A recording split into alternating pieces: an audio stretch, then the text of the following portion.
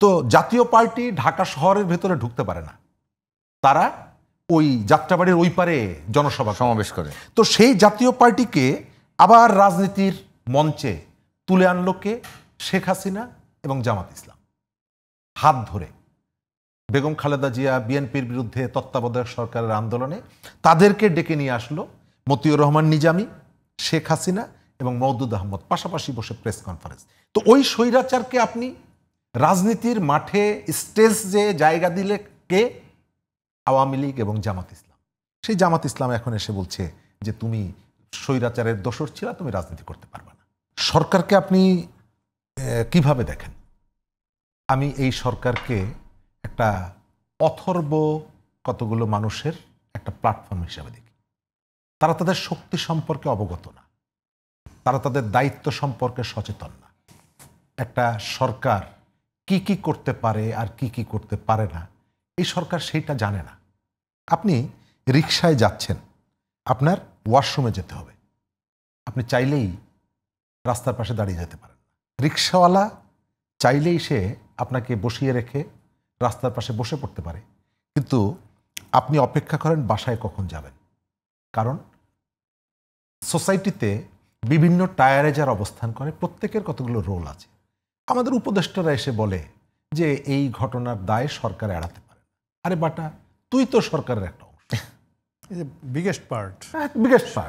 এবং তুই তোর যদি ভিত্তি হয় গণ অভ্যুত্থানটা, যদি ভিত্তি হয় পাওয়ারের, তাহলে তুই গণ অভ্যুত্থানের প্রতিনিধি হিসাবে তো এখানে আসিস।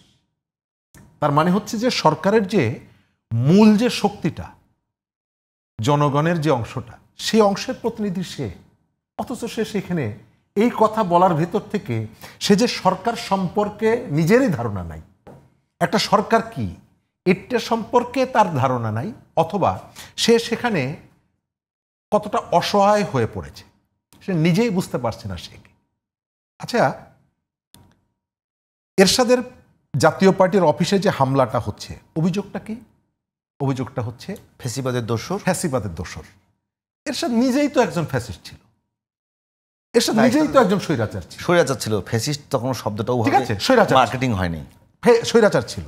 9 বছর এরশাদ এমন কি রাজনৈতিক অপরাধ নাই যেটা করেনি।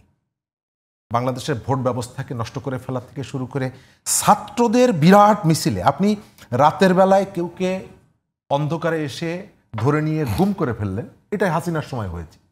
এরশাদ প্রকাশ্য রাস্তায় ছাত্রদের মিছিল যাচ্ছে, সেই মিছিলের উপরে ট্রাক চাপা দিয়ে মানুষ মেরে ফেলেছে না? ওরে বাবা, সেই সেলিম দেলোয়ারের কাহিনী, দীপালি শাহের কাহিনী, গা গরম করে ফেলে। 5টা হুন্ডা আর 10টা গুন্ডার যে ইলেকশন এরশাদ করেছিল না? রহমান হল কি করেছে? পুরাই সরকার করে দিয়েছে। বিশ্ববিদ্যালয়গুলোতে নতুন বাংলার ছাত্র সমাজ কি করে নাই? তো সেই এরশাদকে বাংলাদেশের ছাত্ররা বিদায় করলো আসসালামু আলাইকুম দিয়ে। কবে? 90 কিভাবে?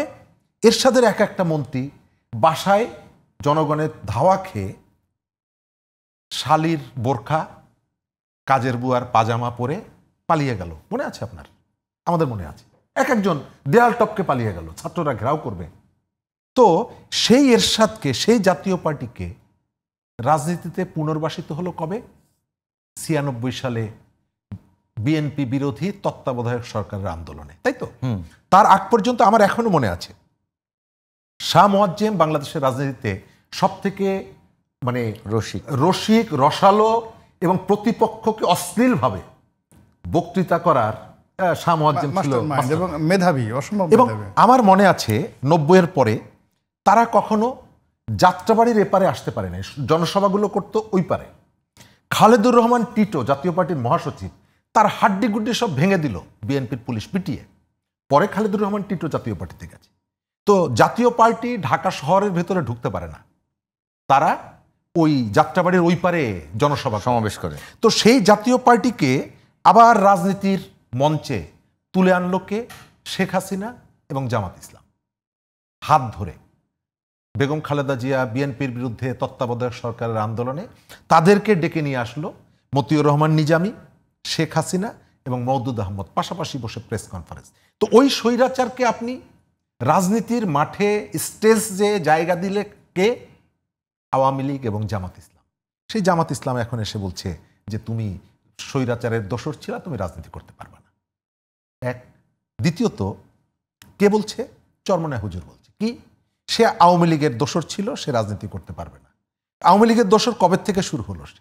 শেখ হাসিনার যে সমস্ত শাসনের যে সমস্ত উপসর্গগুলোকে আপনি ক্রিটিক করেন তার একটা বড় জায়গা হলো বিনা প্রতিদ্বন্দ্বিতায় 154 জনকে এমপি বানানো হয়েছিল 18 সালের ইলেকশনে।